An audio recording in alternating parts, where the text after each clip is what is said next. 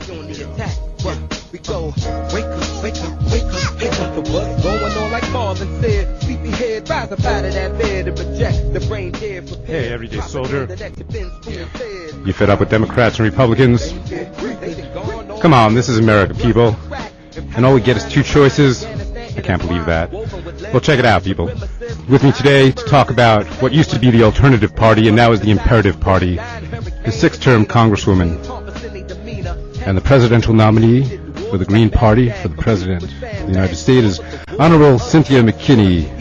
Thank you for joining me, Cynthia. Well, thank you so much, Adam, and for inviting me to participate this morning, but I don't want to hear the end of the music. Yeah, the music is fantastic. Oh, you're talking about Little Scotty and the Knockouts, huh? Yeah, they're pretty hot. And, of course, that was a little Head Rock happening right before you came on, sure. Oh. Yeah, hip-hop artist Head Rock and a Green Party member, as you know, I'm sure. Yes. Yeah, so, Cynthia, I'm so pleased that you joined me. You know, I really haven't been excited about politics for a while, but now it's you and Rosa Clemente running for the president and the vice president. Last we spoke, you were still a presidential candidate. Now you're the nominee. You accepted the presidential nominee on July 12th in Chicago, and a really beautiful and brilliant speech you gave there. And, you know, I think my first question for you basically has to do with how you made the transition from the Democratic Party. You were a six-term U.S. Congresswoman, and you're such a natural fit in the Green Party. So why don't you tell us a little bit about your transition? Well, I think that there are many people out there who are not per se members of the Green Party and maybe don't even have the consciousness that they are green, but they really are green. And the green values are, I believe, majority values. So I was green long before I was a green. For example, the very first piece of legislation that I introduced when I was in the Georgia legislature was to facilitate mass transit systems in the state of Georgia so that people didn't have to take their cars. Of course, people who are familiar with the city of Atlanta know that they've done everything in the opposite way that limits sprawl. They contributed to sprawl. They've had unbalanced growth. They've had unmanaged growth, and as a result, you've got the asphalt lobby that, you know, reigns supreme, and people have to take their cars everywhere. And that, you know, the health effects as a result of that for young children with the asthma rate, all of that, it just doesn't make sense. And I didn't know at the time that I was trying to do that was a green value, or that was a priority for the Green Party, but certainly it made sense. And that's the thing that I think Alice Green, in my conversation with her, who's a very prominent New York State Green, helped me to realize, and that is the green solutions are the common sense solutions. But because of the impact of the special interests on our political system, they are viewed as radical, but they are still common sense. And so I like to think of the green solutions as radical common sense solutions to problems that face the American people. There's another little bit of news that people are talking about, and I would just like to draw a distinction between the two corporate parties and the Green Party line. The Green Party is a peace party, and it really is the only party that hopefully will be on the ballot in New York State.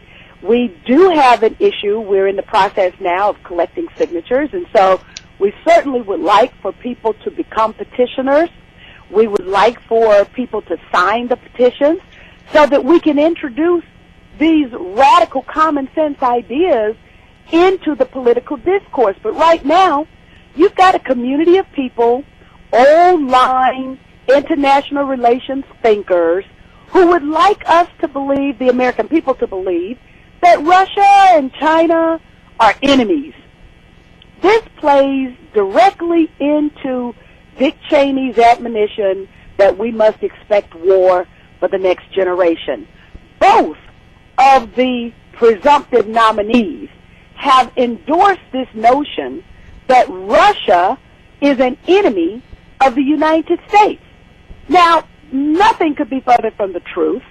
And in fact, what we've seen with respect to the incursion of Georgian troops into the autonomous province of South Ossetia is an act of aggression, a military act of aggression.